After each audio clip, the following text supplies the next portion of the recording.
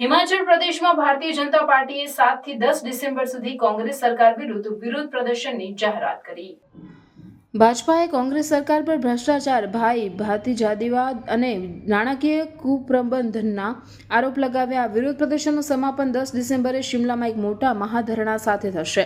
ભાજપના પ્રદેશ અધ્યક્ષ રાજીવ બિંદલે જણાવ્યું કે આ વિરોધ પ્રદર્શન કોંગ્રેસ સરકારના 2 વર્ષ પૂર્ણ થવાના અવસરે આયોજિત કરવામાં આવ્યું છે। તેમણે જણાવ્યું કે સરકારે તેમના ચૂંટણી વચનોને પૂર્ણ કર્યા નથી અને રાજ્યની જનતાને છેતરપિંડી કરી છે। ભાજપાના તમામ ધારાસભ્યો અને સાંસદો આ વિરોધમાં કાર્યક્રમમાં ભાગ લેશે। ભાજપાના વરિષ્ઠ નેતા અને પૂર્વ મુખ્યમંત્રી જયરામ ઠાકુરે જણાવ્યું કે કોંગ્રેસ સરકારે રાજ્યમાં વિકાસ કાર્યોને ઠપ કરી દીધા છે અને જનતાની સમસ્યાઓને અવગણ્યા છે। તેમણે જણાવ્યું કે ભાજપાનું આ વિરોધ પ્રદર્શન સરકારની નિષ્ફળતાઓને ઉજાગર કરશે અને જનતાને જાગૃત કરશે।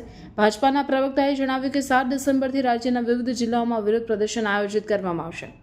આ પ્રદર્શનોમાં ભાજપાના વરિષ્ઠ નેતા અને કાર્યકર્તાઓ ભાગ લેશે। 10 ડિસેમ્બરે શિમલામાં આયોજિત મહાધરણામાં રાજ્યના 8 વિધાનસભા ક્ષેત્રોના લોકો સામેલ થશે। આ દરમિયાન ભાજપાના ટોચના નેતા રાજ્યપાલ સાથે મળી કોંગ્રેસ સરકારની નિષ્ફળતાઓ પર એક યાદી પણ આપશે। ભાજપાના પ્રદેશ પ્રભારી શ્રીકાંત શર્માએ જણાવ્યું કે આ વિરોધ પ્રદર્શન પાર્ટીની એકતાને પણ દર્શાવશે અને કોંગ્રેસ સરકાર વિરુદ્ધ એક મજબૂત સંદેશ આપશે। તેમણે જણાવ્યું કે ભાજપા રાજ્યમાં ભ્રષ્ટાચાર અને કુપ્રબંધન વિરુદ્ધ તેમની લડત ચાલુ રાખશે અને जनता हितों की रक्षा करશે।